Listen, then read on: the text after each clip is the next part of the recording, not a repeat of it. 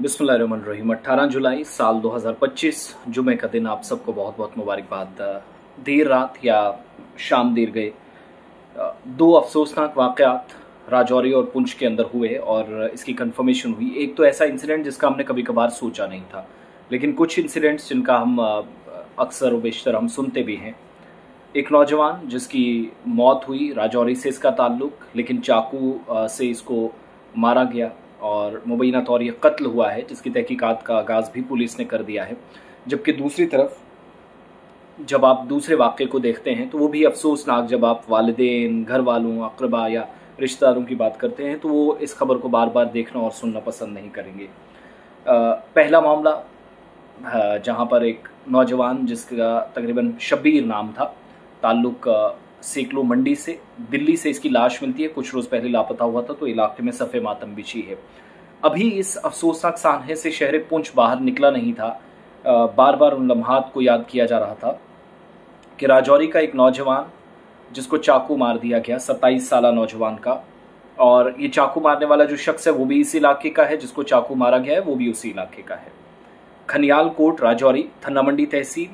शाम का वक्त था, 4 बजे के आसपास गुज़श्ता रोज़ ये वाक़या पेश आया और रात देर गए ये नौजवान अस्पताल में ज़िंदगी की बाजी हार गया। पूरे इलाके में खौफ व हिरास की लहर दौड़ी है, सफ़े मातम है, और वो भी क्यों ना, क्योंकि ये वो इलाका है जो पुरअमन रहा हमेशा से। यहाँ पर इस तरह का अचानक से वो वाक़या जो आपको सुनने के बाद रोंगटे खड़े हो जाए, शायद ना भुलाने वाला इंसिडेंट है। मकतूल की शिनाख्त या जिसका कत्ल हुआ है 27 साला मिराजुद्दीन के बतौर हुई। वालिद मोहतरम इनके गुलाम मोहिउद्दीन हैं, ख्योरा राजौरी के रहने वाले हैं। और इस पर शाम तकरीबन 4 बजे के करीब मोहम्मद सफ़ीर वल्द मोहम्मद शबीर खनियाल कोट हाल ख्योरा, जहां नौजवान का कत्ल हुआ, जहां के नौजवान का वहीं से इसका भी ताल्लुक है और वहीं रह रहा था, और बेसिकली ये खनियाल कोट का है। तो इस पर इल्ज़ाम है कि इसने चाकू मारा, और एक नहीं कई वार किए गए।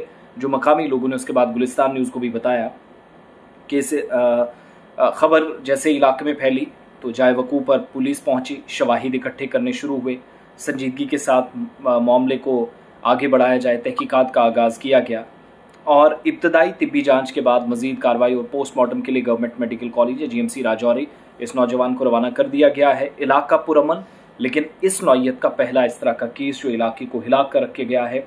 अब हमारे लिए खबर तो है ही जो मैं आपके सामने रख चुका हूँ, ये सारी वो तफसीलात हैं, लेकिन इन इलाकों के अंदर मेरी जो जानकारी के मुताबिक आज के वक्त में सबसे बड़ी मुसीबत है वो है मंशियात का कारोबार या ड्रग्स तस्कर। कई पकड़े गए, कई अभी भी गायब हैं, पुलिस लगातार लगी है, लॉ इन्फोर्समेंट एजेंसीज लगी हैं। तो ओवरऑल कहने का मतलब ये है कि ये तमाम लोग शायद इस तरह के वाक़यात से बाहर निकल कर उठकर दूसरे लोगों की जान लेते हैं। गैंग और जैसी कोई खबर नहीं है, ना मेरे पास कोई इतला है, मगर ये ज़रूर है कि सूरत हाल बहुत कशीदा है, बहुत ख़तरनाक है।